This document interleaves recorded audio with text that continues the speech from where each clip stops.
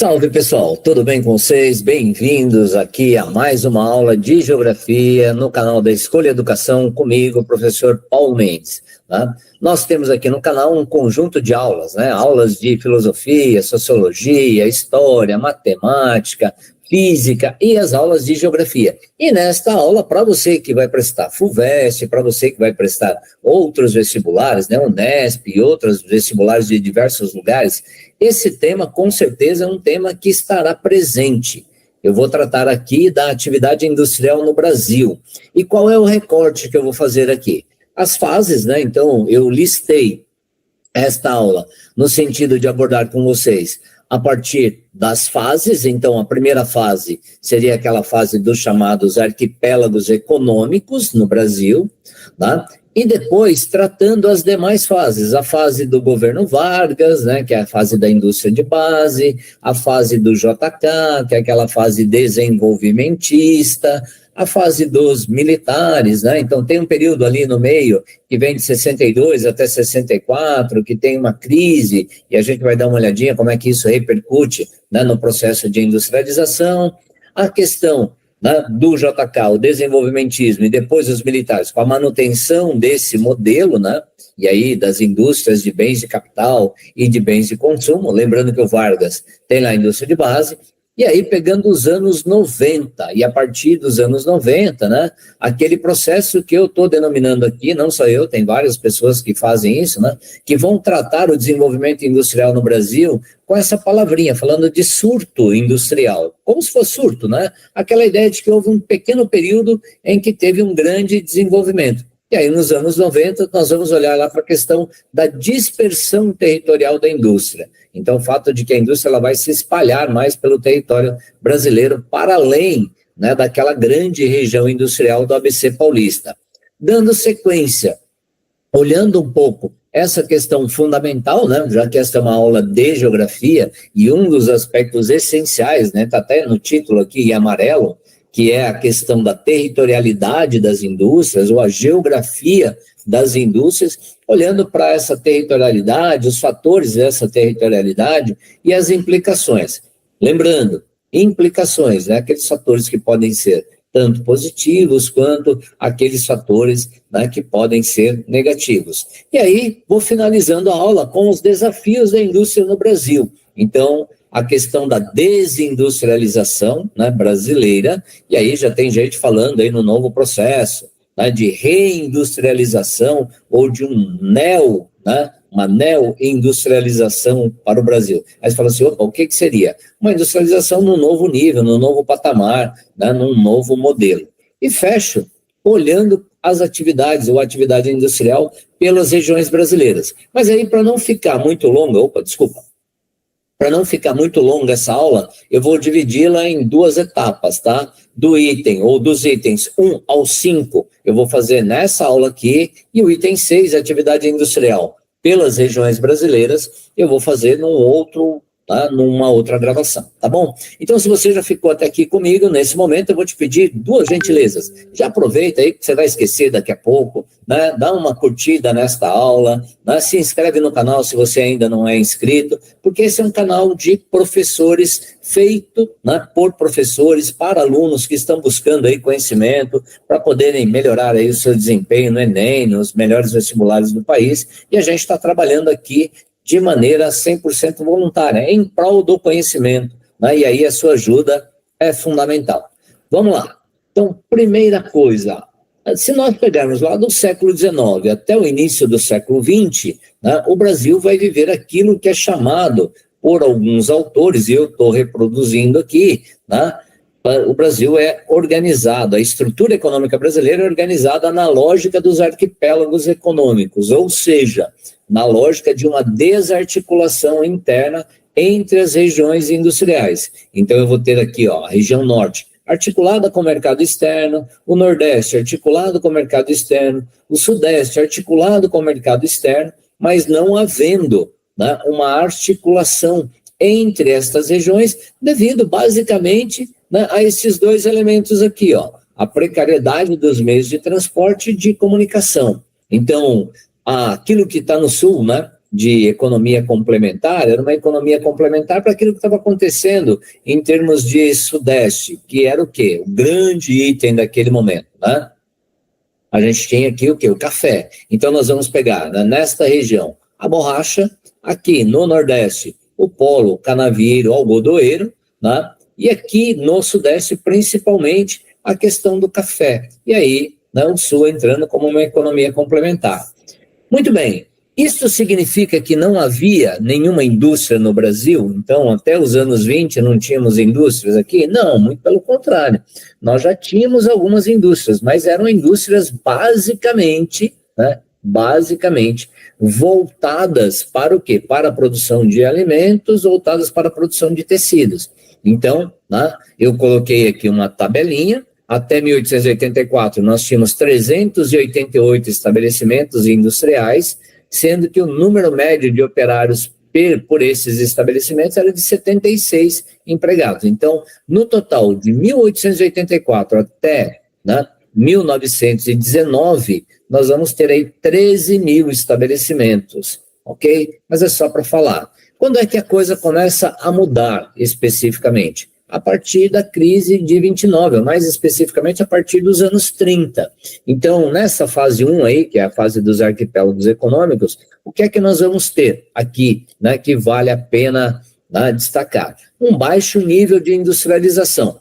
A que se deve isso? Ao fato de que o Brasil tinha um mercado interno, né, um mercado consumidor interno, muito restrito, muito limitado em função da escravidão, e mesmo depois da abolição da escravidão, né, essas pessoas recém-libertas, elas não foram incorporadas ao modo de produção, então basicamente não tinham grana, né? E esse foi assim, já foi um absurdo do ponto de vista da existência da escravidão, né? Mas você tem uma permanência dessa exclusão muito acentuada. Segundo item, e que talvez o mais importante, havia um desinteresse muito grande das elites nacionais, né? As elites econômicas, no caso a elite agrária, basicamente, né? Que estava preocupada muito mais em ganhar dinheiro com a agricultura exportadora de café do que em modernizar o país através da indústria. E tinha um terceiro fator, né, que é a dificuldade tecnológica. Então, assim, essa dificuldade em obter, né, e manter os bens de produção, como, por exemplo, máquinas e equipamentos. Por quê? Porque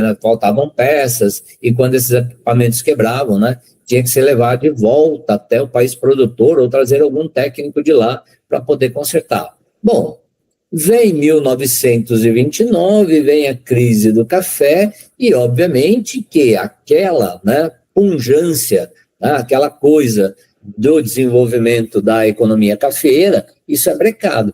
Então, aí, né, nós vamos ter o quê? Uma mudança significativa. De toda maneira, como é que o café, né, a economia cafeeira, ela estimulou a indústria no Brasil? Então, vamos lá para os itens, ó. Primeiro, ela gerou excedentes de capitais, certo?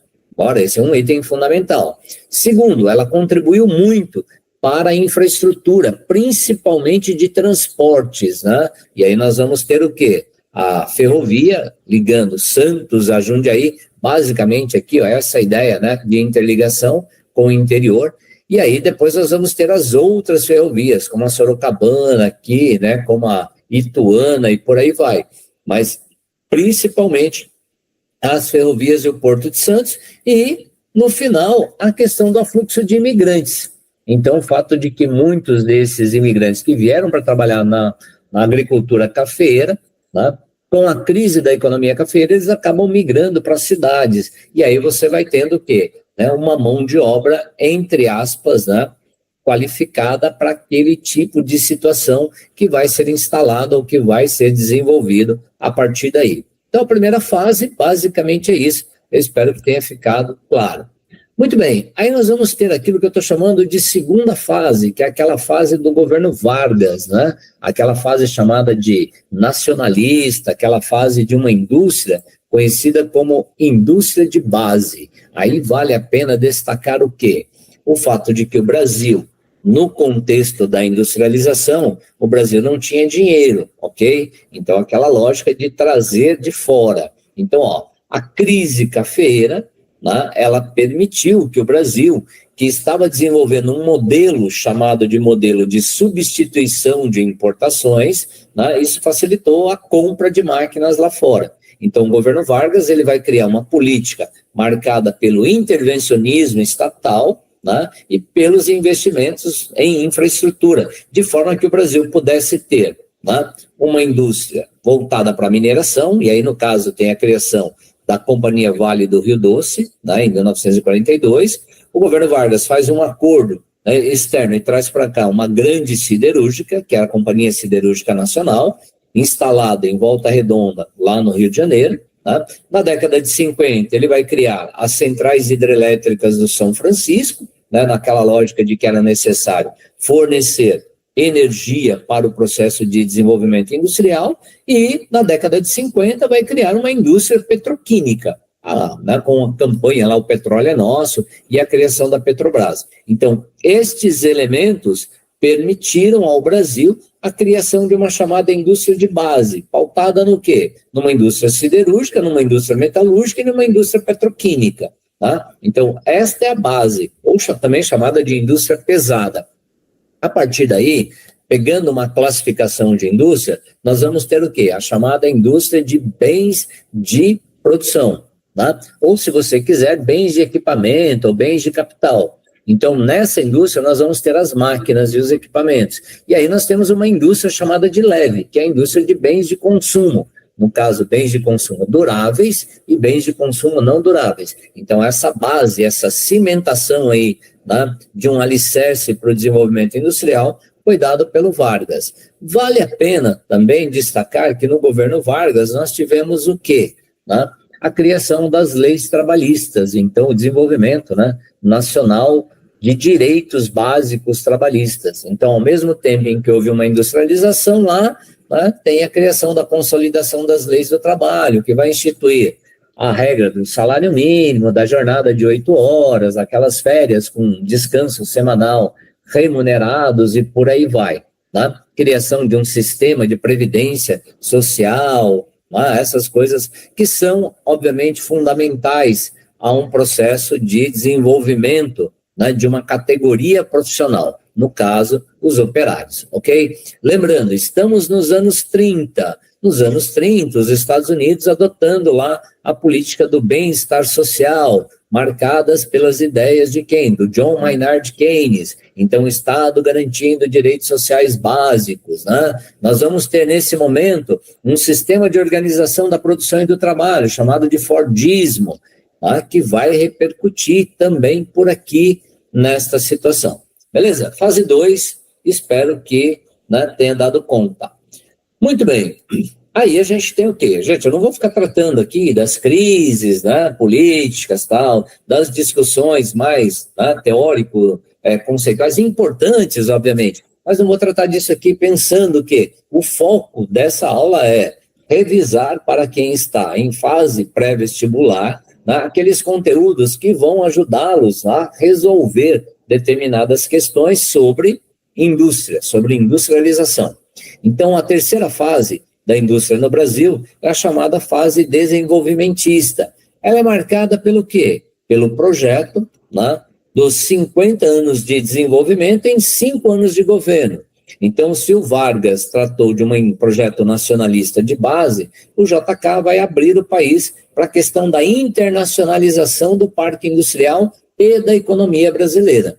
Ok? Com a entrada das multinacionais. E aí nós vamos ter o quê? Um elemento muito importante, a formação, né, de uma base sobre a qual se estrutura o desenvolvimento industrial brasileiro, que é o chamado tripé econômico. Em que consistiu esse tripé econômico? Ele consistiu nisso, ó, um acordo feito entre o governo, os industriais internacionais, ou seja, as indústrias, né, internacionais ou multinacionais, e os capitalistas nacionais, determinando mais ou menos papéis ou funções. Então, a indústria de base, né, que são essa indústria de base toda feita pelo Estado. A infraestrutura também toda feita pelo Estado, geração de energia, né, a questão das rodovias, a questão dos portos, dos aeroportos, essa questão básica. A indústria de bens de consumo não duráveis, ela ficou né, a cargo dos capitais privados nacionais. Então, uma indústria de bebida, de alimentos, de beneficiamento de produtos agrícolas, leia-se, uma indústria menos sofisticada do ponto de vista tecnológico, né, ficou com os capitalistas nacionais. E, por fim, a indústria de bens de consumo duráveis, né, o filé do mercado brasileiro, ficou com as indústrias chamadas, ou com as empresas chamadas de multinacionais. Então, os capitais privados internacionais, nos setores automobilístico, eletrônico, eletrodoméstico, isso tudo feito a partir do quê? A partir do capital internacional. No JK, o que nós vamos ter aqui? Eu só coloquei do lado para você, né, ter lá uma situação específica. Ó, aqui está dizendo, tá, que um programa de metas, o programa de metas ele tinha o quê? Um conjunto de metas.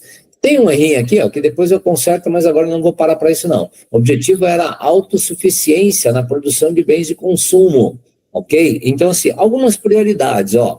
Produção de energia, né? Portanto, geração de energia, desenvolvimento de meios, né, de modais de transporte, uma indústria de bens de produção, então, indústria de aço, de alumínio, de borracha, cimento, maquinaria pesada, né, o desenvolvimento de uma indústria de alimentação e, obviamente, o desenvolvimento da educação. Somado a isso, né, teve uma das grandes metas do JK, que foi a criação de Brasília. E aí, assim, tem até um material bem interessante do professor José William Vezentini, da FEFELESH aqui na USP, em São Paulo, né, que ele vai trabalhar com Brasília como sendo a capital da geopolítica, né, que você transfere a questão do poder central para um lugar distante para que você possa fazer as coisas sem ser tão pressionado pelos grupos sociais. Mas JK é isso, ok? Muito bem, aí nós vamos ter aqui, ó, eu não coloquei, né, ó, veja que aqui eu estou na fase 3, eu não coloquei uma fase 4. Por que eu não coloquei uma fase 4, né? Porque uma fase 4 seria o quê? O período de 62 a 64, né? Que vai ser aquele período marcado pelo quê? Por uma grande instabilidade política, né, que vai repercutir no ritmo de desenvolvimento da industrialização. Eu não coloquei aqui, mais para frente vai ter uma síntese geral, e nessa síntese geral eu vou retomar, tá? Então vai ser marcado lá na realidade, pela renúncia do Jânio Quadros, tá? E pelo aquele período que vai levar, ou que vai demorar aí para a chegada, ou para que o Jango possa assumir o poder. Ok? Então, esse é um período que atrasa um pouco. E aí vem o quê? Vem a ditadura civil-militar, né? Ou a ditadura militar, como queiram alguns aqui, eu não vou nem entrar nesse mérito, porque o meu objetivo é olhar para a indústria. O que os governos militares fizeram na realidade? Eles não tinham um projeto definido, então eles fizeram o quê? Continuaram com o modelo, né? O modelo que tinha sido implementado pelo JK, mas que já tinha sido também colocado um pouco em prática pelo Vargas, que é aquele modelo de industrialização dependente. Então, você tinha, né, uma dependência na economia e uma independência na tecnologia, que é uma característica da industrialização dos chamados países subdesenvolvidos, né, ou atualmente em desenvolvimento.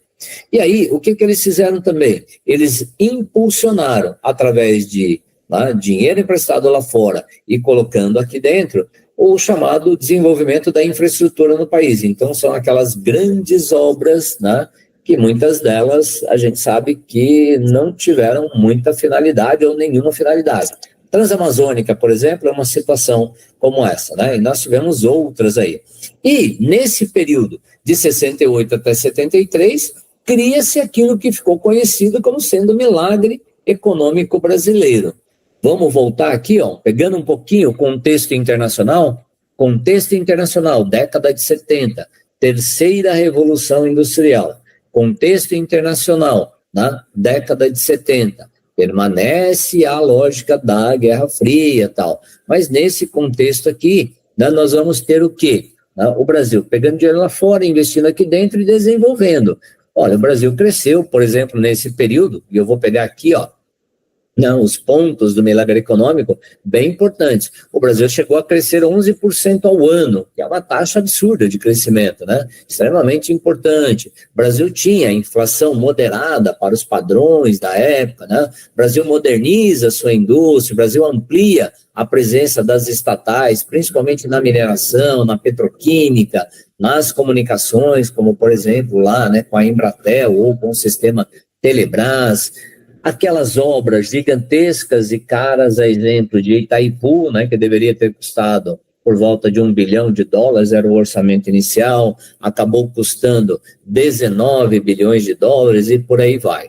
Então, né, este é o processo. Mas em 73, aquilo que o Brasil, em tese, né, porque todo mundo que está num processo de produção, todo mundo que está olhando o nível de desenvolvimento de um lugar, todo mundo que estuda e analisa as estruturas e funcionamentos do capitalismo, sabe que as crises são cíclicas. Então, você não vai ter, né, um período de crescimento contínuo durante o tempo todo. Tal. Então, aí nós tivemos uma crise. E essa crise foi provocada pelo quê, basicamente?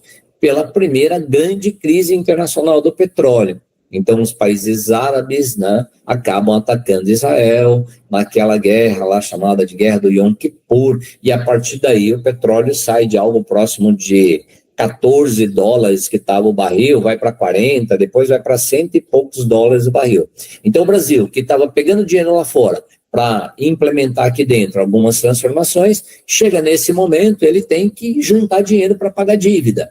Então, esta fase, a partir de 73, ela é marcada por isso que está aqui, ó, uma elevação muito acentuada, né, da dívida externa, um arroxo salarial para a classe trabalhadora, e aí nós vamos olhar, arroxo, aperto, né, redução do poder de compra. Essa redução do poder de compra era dada basicamente pelo quê? Por uma inflação que vai aumentar. Né? Segundo, você já não tinha uma condição boa de vida para a maior parte dos brasileiros. Aí os trabalhadores, ao mesmo tempo, estão proibidos, né, totalmente de fazerem manifestações sociais em prol de melhorias de condições de emprego e de trabalho. Automaticamente, né, então, por melhores salários e melhores condições de trabalho. Isso acabou acentuando o quê? O arroxo. Nós temos o quê, então? O desemprego. Com a crise, tem-se o desemprego. Então, nesse período, houve um grande empobrecimento, né, de uma gigantesca parcela da população brasileira, e o Brasil, que não tinha resolvido seus problemas sociais no período anterior, em que estava crescendo, não é agora, quando entra em crise, que vai resolver isso, né? E todos nós sabemos disso. Então, a década perdida, aí, que vai do final dos anos 70 até meados dos anos 80. Eu coloquei aqui, só em título de curiosidade, né, para quem eventualmente, né, não conhece, ou para quem de repente possa se interessar mais por esse tema e resolva dar uma consultada, ó, é do IPEA, o Instituto de Pesquisas Econômicas Aplicadas, né? E aí ele vai trazer aqui as taxas de inflação, e aí está falando, né, perdão, aqui não é taxa de inflação não, está falando de dívida externa bruta e do crescimento da dívida externa bruta, tá? Lembrando, se você agora tem que pagar dívida, né, se você não consegue amortizar a dívida, você tem que ir pagando juros e serviços da dívida.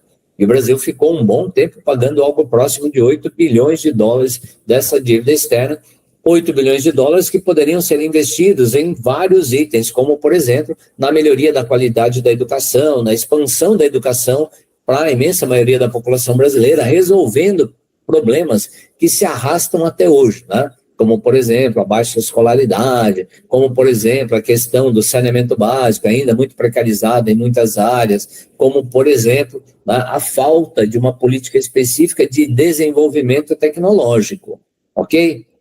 Muito bem. Aí então, lembrando que eu falei lá atrás, ó, primeira fase, arquipélagos econômicos, segunda fase, né, Vargas, projeto nacionalista, indústria de base, terceira fase, JK, projeto desenvolvimentista, né, uma indústria de bens de consumo, e aí nós vamos ter o quê? Depois, 62, 64, uma crise, e a partir de 64, né, nós vamos ter um novo ritmo de crescimento industrial pautado no mesmo modelo do JK, dinheiro emprestado lá fora para jogar aqui dentro e transformar em infraestrutura e melhorias. Muito bem, A década de 90. Então, o que é que a década de 90 traz para a gente que é muito importante para ser considerado por aqui? A questão geopolítica. Então, os anos 90, né, o início dos anos 90, são marcados pelo quê? Pelo fim da Guerra Fria. Então, em tese, pela lógica de que o capitalismo venceu a disputa com o socialismo e, portanto, agora o capitalismo é um modelo hegemônico. E aí, então, o que é que nós vamos ver no mundo do ponto de vista da produção industrial? Alguns fatores externos, como, por exemplo, as empresas, né, nesses países desenvolvidos, elas estavam tendo um problema com os mercados saturados. Mercado saturado, eu atingi o limite que eu posso vender naquele mercado, não tenho mais o que fazer ali. Né? Não é que eu não vá sair de lá, mas é que eu não tenho mais como ampliar, né, dentro daquilo que foi colocado. Segundo, né, uma rápida obsolescência. Obsolescência, gente, é quando uma mercadoria ela vai ficando ultrapassada, né, ela vai ficando atrasada. Então, vamos pensar o seguinte, os anos 90 são marcados cada vez mais pelo avanço total da globalização, avanço, né, do desenvolvimento tecnológico. E aí, se você lançou uma mercadoria hoje, se amanhã ou depois uma outra empresa lança algo similar, aquela sua já ficou obsoleta, ok? E o terceiro item internacional, uma brutal concorrência entre essas transnacionais. E aí elas começam a olhar para o mundo, né, para várias partes do mundo,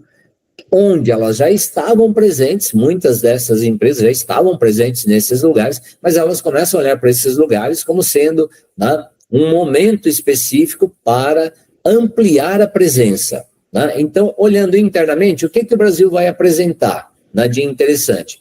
Uma grande quantidade de recursos naturais, principalmente algumas matérias-primas aí, né, consideradas estratégicas e disponibilidade energética. Segundo, o Brasil apresentou durante todo esse período que eu citei aqui, avanços, né, mesmo que ainda em algumas áreas, não tão significativos, sem, né, obviamente, ter resolvido grande parte dos problemas, como a questão da escolarização, mas o Brasil tinha formado uma mão de obra, o Brasil tinha qualificado uma mão de obra. E aí, né, o Brasil passa nos anos 90 por aquilo que faltava. Né? E o que faltava? Ter uma estabilidade econômica. Tá? Então, a estabilidade econômica, ela vai garantir também um aumento de um mercado consumidor potencial, e aí, somando ao fato de que já tínhamos uma infraestrutura e uma mão de obra, o Brasil se torna, então, um foco de grande interesse. O Brasil, né, novamente, se torna um foco de grande interesse para novos investimentos. O que eu coloquei aqui do lado?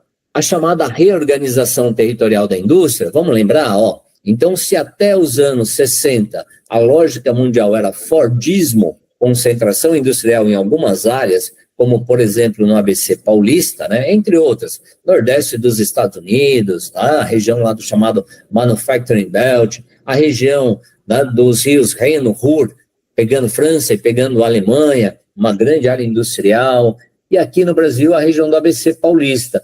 Então, né, a partir dos anos 70, o toyotismo, sistema de organização da produção e do trabalho, criado pelo Taiichi Ohno, no Japão, ele passa a dominar, né, a lógica da organização territorial das indústrias. E aí ele vai trabalhar com que estrutura? Empresas menores, formação dos condomínios empresariais, e aí estas empresas passam a buscar no território brasileiro uma coisa fundamental para elas, que são as isenções fiscais, ou seja, os incentivos fiscais, quer seja na forma de financiamento, quer seja na forma de doação de terreno, quer seja na forma de algum benefício. E neste sentido, né, nós vamos ter o quê? Uma redistribuição territorial, né, das empresas. Então, a região do ABC Paulista deixa de ser o principal foco para elas e elas vão começar a se instalar em outras áreas, como, por exemplo, tem aqui, ó, um conjunto de empresas que vão se instalar no sul do Brasil, principalmente na região de São José dos Pinhais, né, na grande Curitiba. Por quê? Aí você fala assim, poxa, mas anos 90, o que tem ali de muito importante? Tem a questão do Mercosul, em 91. Então, a integração com os países do Cone Sul, né, que vai levar a isso. Aí nós vamos ter, por exemplo, no interior de São Paulo, né, várias empresas aqui, ó, se instalando na região de Sorocaba, Indaiatuba, Jacareí, Sumaré. Eu peguei este mapa com a indústria automobilística somente para exemplificar A indústria automobilística foi um dos itens, né? Mas ela não foi a única. Então, nós vamos ter esta reorganização das indústrias, e aí o Brasil vive, a partir dos anos 90, aquilo que eu disse lá no início e vou repetir agora, um novo surto industrial. Muito bem, caminhando para o fim, né? Essa interiorização, essa dispersão territorial das indústrias no Brasil, ela teve alguns fatores específicos. Vamos a eles aqui, para ficar mais fácil. Ó. Primeiro, era um objetivo, qual? Redução do custo produtivo. Esta redução do custo produtivo, ela vai ser dada pelo quê? Em vários outros lugares, né, onde você não tinha uma grande concentração industrial, a mão de obra estava capacitada, mas ela não era uma mão de obra sindicalizada, a exemplo daquilo que acontecia no ABC Paulista. Portanto, era uma mão de obra capacitada, qualificada e barata. Segundo item, terrenos, né? Na medida em que as metrópoles elas vão se expandindo, os terrenos vão ficando cada vez mais raros e cada vez mais caros. Então, né, a questão de você ter a disponibilidade de um grande terreno é uma questão importante. Na medida em que as metrópoles se desenvolvem, né, e nós adotamos a partir lá do JK um modelo rodoviarista, os sistemas de transporte eles vão ficando cada vez mais saturados. Então, né, há uma necessidade de transportes mais eficientes e não saturados. E aí, as grandes rodovias ou as grandes vias de acesso vão se tornando essenciais, né, ou mais essenciais para essa reorganização territorial das indústrias. Muito bem, os investimentos em infraestrutura promovidos, né, de novo, pela chamada... Pelo poder público, né? Então, assim, vamos pensar aqui, ó, aquilo que alguns lugares não tinham, né, de forma mais acentuada. Vou pegar o caso do Ceará, especificamente a região de Fortaleza, não tinha um porto lá, foi lá e construiu o porto de Pecém. Aí, se você for pegar, né, aqui na região do Recife, né, o porto de Suape, que vai ser instalado, e aí você vai tendo núcleos de desenvolvimento. Então, a indústria vai, né, seguindo a lógica toyotista, ela vai se esparramando pelo território, né, e isso vai facilitando o nível de desenvolvimento. Os estados, obviamente, eles vão entrar naquilo que é chamado de guerra fiscal. Então, a guerra fiscal é muito ruim para, né, a federação como um todo, porque na prática você está tendo uma disputa entre estados que são mais ricos com estados que são mais pobres. E aí os estados mais pobres, com certeza, não vão conseguir ganhar esse processo, né?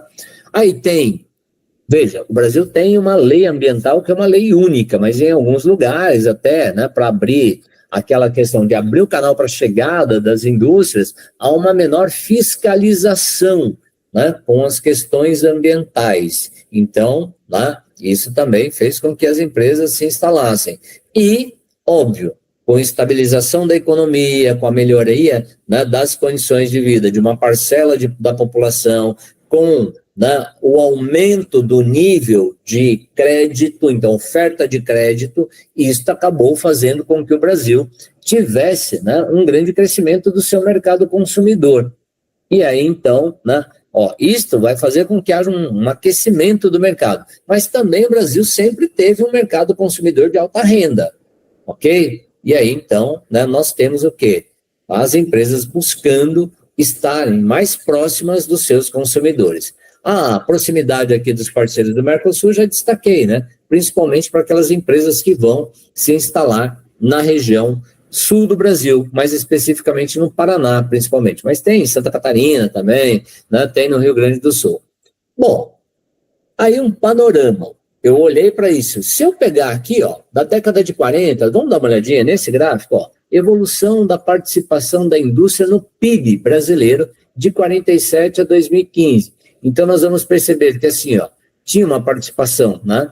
Na casa, começa lá com uma participação na casa de 25% e tal, ela vai chegar a 35% na década do final dos anos 50, vai estabilizar um pouco por aqui, depois ela vai chegar lá nos anos 80, 89, a indústria vai participar com basicamente 45%, não, um pouco mais de 45% do PIB. E depois disso ela vai tendo quedas. E em 2015, né, data em que esse material foi produzido, lá do portal da indústria, né, de onde eu tirei esse material, a indústria estava participando com somente 22% do PIB. A indústria ela vai perdendo, né, sua capacidade produtiva. Na realidade, ela vai recebendo menos investimentos e alguns tipos, né, alguns setores industriais vão sendo transferidos para outros lugares. Inclusive, empresas brasileiras, né, vão produzir em outros lugares, a exemplo da China, ou da própria China, ou vão transferir, né, vão terceirizar seu processo produtivo. Então, a indústria tem uma queda significativa.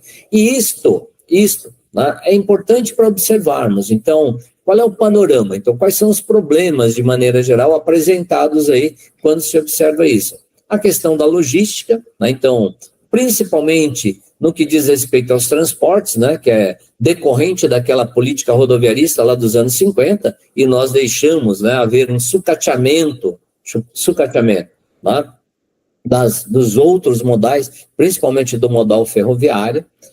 Nós vamos ter aqui problemas ligados aos portos, né, à geração de energia, lembrando para quem, né, de repente é mais novinho, não ouviu falar disso, para quem, né, de repente esqueceu disso, em 2001 o Brasil vivenciou um apagão elétrico, tá? E isso é importante ser observado. Se você tem um projeto de desenvolvimento e você não disponibiliza energia, isso vai atrapalhar muito, né? Porque ninguém vai fazer um investimento sabendo que vai ter crise de abastecimento energético. Terceiro e quartos itens aqui, ó. Infelizmente, né, um baixo investimento público e privado no desenvolvimento tecnológico, em pesquisa e desenvolvimento, né? Então, isso também vai atrasar. Tem a questão da baixa qualificação da força de trabalho, ou seja, da mão de obra? Tem.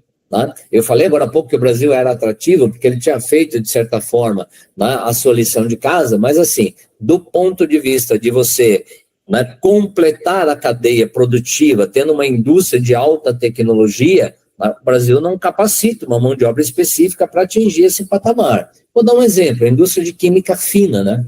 Eu imagino que ela nunca tenha sido desenvolvida aqui, basicamente por uma questão de falta de mão de obra disponível para isso. E aí não dá para fazer isso sem, tá, resolver a questão da qualificação da mão de obra. Aquela discussão eterna da carga tributária, né, de ter uma carga tributária elevada, e a questão das barreiras tarifárias e não tarifárias impostas por outros países. Ok? Então, assim, vamos pensar, ó, os Estados Unidos sobretaxam o aço brasileiro desde os anos 70, né, até agora. Então, assim, o que é que nós temos? Isso aqui tudo, alguns chamariam de custo Brasil. Então, nós tivemos durante muito tempo um alto custo produtivo. E aí, quando você tem um alto custo produtivo, muita gente vai preferir, né, fazer o quê? Transferir a sua produção para outro lugar. Ou, se nós olharmos de maneira geral, né, algumas empresas vão escolher ir para o país vizinho. Foi o caso, por exemplo, da Ford. Tudo bem que na minha avaliação, vou repetir, na minha avaliação, a questão da Ford está mais ligada a uma política, né, equivocada, adotada pela matriz da Ford num determinado momento, que saiu comprando várias outras empresas ao invés de fazer o processo de modernização da própria, né? Vai comprar a Jaguar, vai comprar lá num primeiro momento, compra, se não me engano, a Volvo, depois acaba repassando, né? Hoje são os chineses que são os donos, mas é isso. Então, o Brasil, por exemplo, né, ele está vivenciando hoje aquilo que a gente chama de desindustrialização precoce. E o que é essa desindustrialização precoce? Né? Essa desindustrialização é aquele processo em que você vai deixando de ter, num país, né, todas as etapas do processo produtivo. Então, é quando você tem, ó, uma redução persistente da participação do emprego industrial no emprego total de um país. E aí, aqui o texto, né, ele está destacando uma coisa importante, que tanto os Estados Unidos quanto o Brasil, né, eles têm passado por esse problema. Só que aí é uma diferença gigantesca, né? Os Estados Unidos completaram a etapa do seu processo industrial. O Brasil ainda não completou. Então, por isso, né, aquilo que é chamado de maturidade do processo. Então, por isso, os impactos nos Estados Unidos são negativos? São, mas eles são menos negativos do que os impactos do Brasil. E aí o Brasil está vivenciando uma outra coisa hoje, que é uma reprimarização da economia. Ou, se você quiser, vou dar um outro nome, que provavelmente, né, talvez alguns vão ouvir por aí, que é a chamada, né, comoditização do território. né, que é aquela coisa de que você está produzindo cada vez mais produtos agrícolas e minerais, né, no seu estado bruto. E aí você deixa de fazer o beneficiamento aqui, você deixa de gerar emprego e desenvolvimento aqui e acaba gerando em outros lugares. Tá? Então, assim, os efeitos, né? Os efeitos. Aumenta o nível de desemprego, você tem uma incapacidade de atender as demandas de um mercado interno, isso vai acentuar cada vez mais, né, a ideia, o efeito negativo na balança comercial, então você vai ter cada vez mais um saldo negativo, ok? Agora, por outro lado, vamos levar em conta uma coisa fundamental, tá?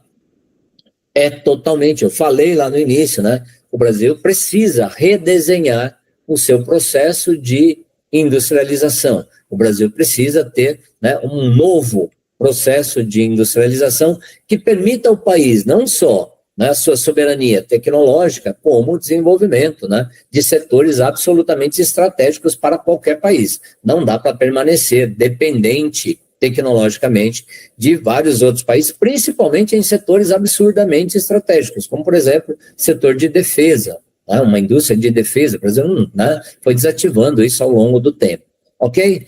Muito bem, então, ó, fechando para encerrar a aula, vamos lá, revisando, ó, de 1880 até 1929, teve gente que vai falar assim, eu poderia estender isso de 1808 até 1929, tranquilo. Tá? Os arquipélagos econômicos, ok? Então, a ideia da desarticulação territorial.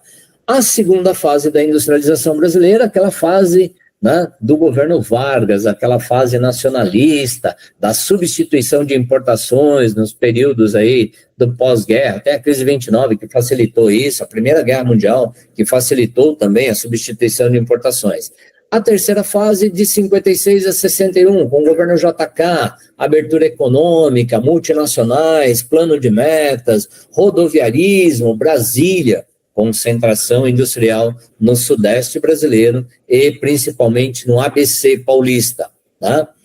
Quarta fase, que eu não destaquei na sequência da aula, mas estou destacando aqui. Não destaquei enquanto, né, texto, mas agora estou destacando aqui, ó. Período de instabilidade política e de incertezas, né? 62, 64, renúncia do Jânio Quadros, posse do João Goulart, e aí aquele período que antecedeu, né, a implantação do regime ditatorial, ou da ditadura, ou do golpe militar. Né? A terminologia, né, ela vai ficar aí ao gosto de quem estiver interpretando isso. Eu uso como sendo ditadura militar e golpe militar, ok?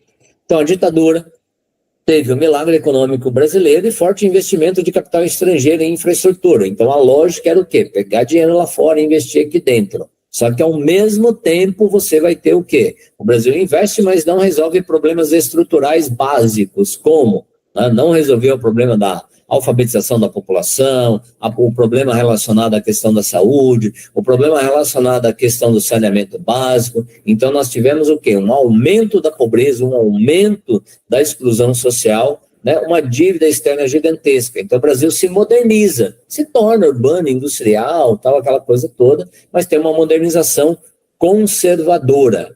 E, por fim, os anos 90, que nós vamos ter o quê? Um novo surto industrial, uma reorganização da indústria pelo território nacional, né? A implantação da indústria em várias outras regiões, para além daquela região sudeste, tá? E nos últimos tempos nós estamos vivendo o quê? Uma desindustrialização acelerada. Senhoras e senhores, eu dou por fim esta aula aqui, não, ela ficou um tanto longa, eu concordo com isso, né? Mas eu gostaria muito que, se você me acompanhou até aqui, que você me dê o seu parecer sobre essa aula, né? Faz aí nos comentários, diz o que você achou, mas não deixe de se inscrever no canal, não deixe de curtir a aula, porque isso é importante para a gente, tá? Isso dá um retorno para a gente aqui, que é bem legal, e isso nos motiva a trabalharmos cada vez mais em prol desse conhecimento. O que está faltando? Olhar a indústria a partir, né, da chamada regionalização brasileira. Então, a minha próxima aula aqui no canal vai falar sobre isso, as regiões brasileiras e a atividade industrial. Tá certo? Muito obrigado aí pela sua presença, participação e atenção até aqui. Fique bem, continue estudando, né, porque isso vai te ajudar com certeza bastante. Grande abraço e até mais.